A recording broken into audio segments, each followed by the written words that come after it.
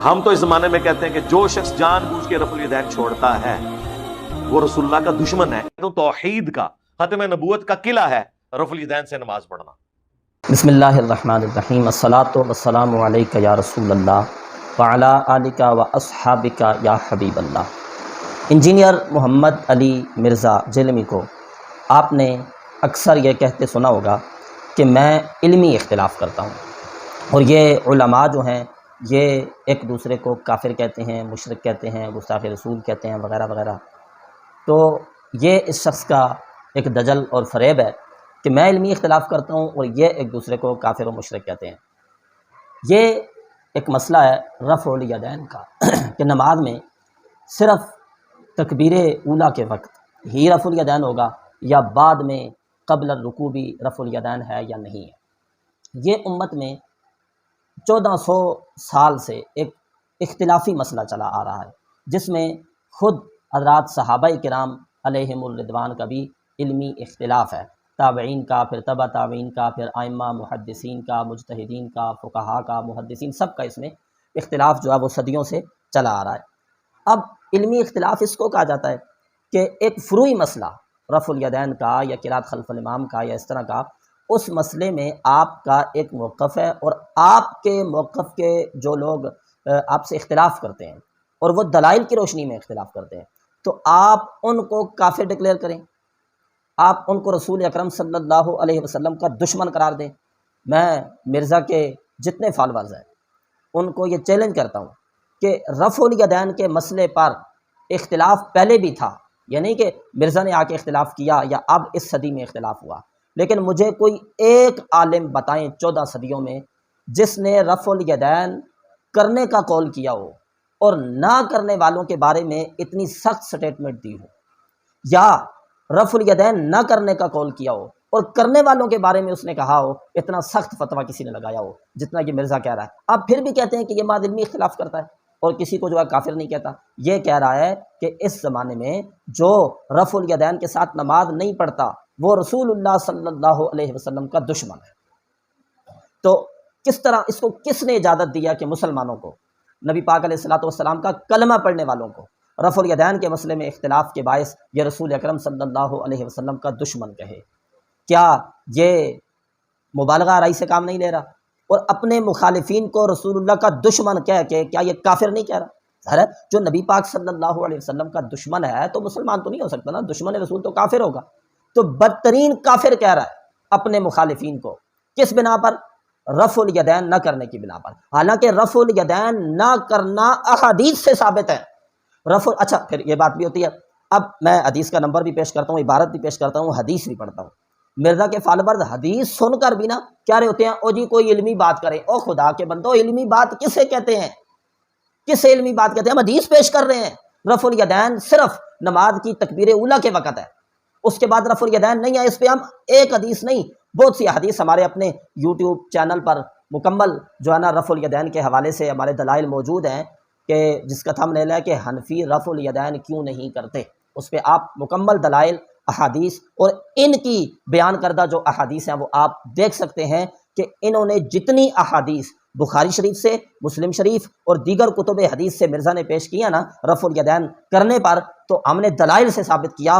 ان احادیث کو روایت کرنے والے جو صحابہ ہیں، وہ حضرت عبداللہ ابن عمر ہوں یا مولا کائنات حضرت علی المرتضیٰ رضی اللہ تعالیٰ عنہ یا دیگر صحابہ کرام، ہم نے دلائل سے ثابت کیا رفع الیدین روایت کرنے والے جو راوی صحابہ کرام ہیں وہ خود رفع الیدین صرف نماز کے افتتاح میں کرتے تھے، اس کے بعد نہیں کرتے تھے۔ آپ ہمارا وہ تفصیلی بیان دیکھ سکتے ہیں۔ یا میں ایک بات آپ احباب کے سامنے رکھنا چاہتا ہوں، ایک تو یہی کہ اس کا یہ جو فتویٰ ہے وہ حق پر مبنی نہیں ہے، بلکہ یہ امت کے اندر انتشار اور فساد پھیلانے کے لیے ہے کہ جو لوگ رفع الیدین جو ہے نا نہیں کرتے نماز کے افتتاح کے علاوہ آگے قبل رکوع وغیرہ، تو اس کو اس نے رسول اللہ کا دشمن کہا۔ 14 صدیوں میں ایسا فتویٰ کسی نے نہیں دیا۔ اب آپ خود اندازہ لگائیں اس قسم کے فتووں سے ایک دوسرے کو رسول اللہ کا دشمن، کافر، گستاخ کہنے سے کیا فرقہ واریت جو ہے وہ کم ہوگی؟ پھر یہ بھی کہتا ہے کہ میں فرقہ واریت کم، کہتا ہے جی وہ آگے سے نا مرزا کے فالوور کہتے ہیں آپ کرتے ہو، ایک منٹ کے لیے چلو ہم کرتے ہیں غلط تھا، مرزا یہ کہہ کر کے آپ کرتے ہو، مرزا یہ کام کیوں کر رہا ہے؟ وہ اپنے مخالفین کو رسول اللہ کا دشمن کیوں کہہ رہا ہے؟ وہ اپنے مخالفین کو کافر مشرک کیوں کہہ رہا ہے؟ اچھا دوسری بات رفع الیدین کے حوالے سے، پاپا جتنی احادیث آپ پیش کرتے ہو نا بخاری شریف سے، مسلم شریف سے یا دیگر کتب حدیث سے، ان کے نمبر فلاں تے فلاں تے فلاں تے تب کہو نا جب ہم مانے نا۔ ہم کہتے ہیں رفع الیدین تھا، بات ختم۔ آپ بخاری کی ایک حدیث پیش کرو گے، ہم 4 پیش کریں گے۔ آپ رفع الیدین کے ثبوت پر 10 حدیثیں پیش کرو گے، ہم 12 پیش کریں گے، بات ختم ہے۔ مناؤ تو اس کو نا، دلائل تو اس کو دو جو کہتا ہے جی کہیں نہیں ہے، پر ہماری اگلی بات بھی تو سنو نا، ہمارا جواب بھی تو سنو نا۔ رفع الیدین کی احادیث ہیں، لیکن عدم رفع الیدین کی بھی احادیث ہیں، یہ آپ کو ماننی پڑیں گی۔ تو ہمارا اس پر جواب یہ ہے، رفع الیدین کی جو احادیث ہیں وہ منسوخ ہیں عدم رفع الیدین کی احادیث کے ساتھ، اور واضح احادیث موجود ہیں اس پر کہ نبی کریم صلی اللہ علیہ وسلم نے رفع الیدین کرنے سے منع فرمایا ہے، سوائے جو ہے نا تکبیر تحریمہ میں۔ یہ میرے سامنے ترمذی شریف ہے، صرف ایک حدیث آپ احباب کے سامنے رکھتا ہوں ترمذی شریف سے، ورنہ اس میں تفصیلی بیان ہمارا حنفی رفع الیدین کیوں نہیں کرتے اس میں موجود ہے۔ ترمذی شریف کی یہ حدیث ہے، باب بھی یہی ہے، باب رفع الیدین عند الرکوع، رکوع کے وقت رفع الیدین کرنے کا باب۔ اس میں حدیث نمبر 245 ہے، روایت کرنے والے حضرت عبداللہ ابن مسعود رضی اللہ تعالی عنہ صحابی رسول ہیں۔ آپ فرماتے ہیں الا اصلی بکم صلاۃ رسول اللہ صلی اللہ علیہ وسلم، کیا میں تمہیں رسول اللہ صلی اللہ علیہ وسلم کی نماز نہ پڑھاؤں؟ فصلی، یہ کہہ کر آپ نے نماز پڑھائی، فلم یرفع یدیہ الا فی اول مرۃ، آپ نے رفع الیدین نہ کیا الا فی اول مرۃ، مگر صرف پہلی تکبیر تحریمہ میں، پہلی بار جب نماز کا افتتاح کیا تو رفع الیدین کیا۔ تو بھائی جتنی احادیث آپ پیش کرتے ہیں رفع الیدین کی وہ ہمیں تسلیم ہے، وہ پہلے تھیں، اب منسوخ ہو چکا، ہم ان احادیث پہ عمل کر رہے ہیں جن میں منسوخ ہونے کا ذکر ہے۔ آپ جن میں رفع الیدین کے نہ ہونے کا ذکر ہے، اس کا کیا جواب ہے آپ کے پاس؟ اسی پیش کرو۔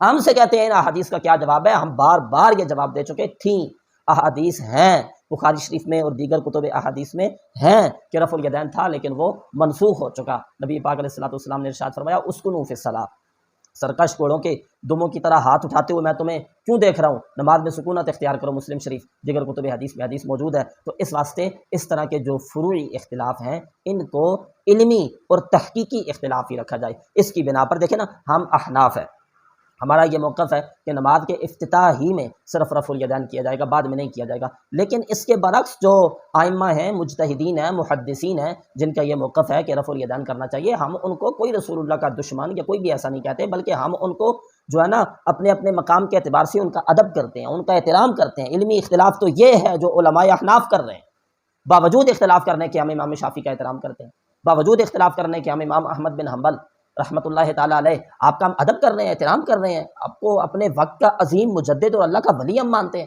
حالانکہ وہ رفع الیدین میں ان کا اور موقف ہے، ہمارا اور موقف ہے۔ تو یہ فرقہ واریت آپ پھیلا رہے ہیں، اس دجل سے، اس فریب سے آپ انگلی کے پیچھے سورج نہیں چھپا سکتے۔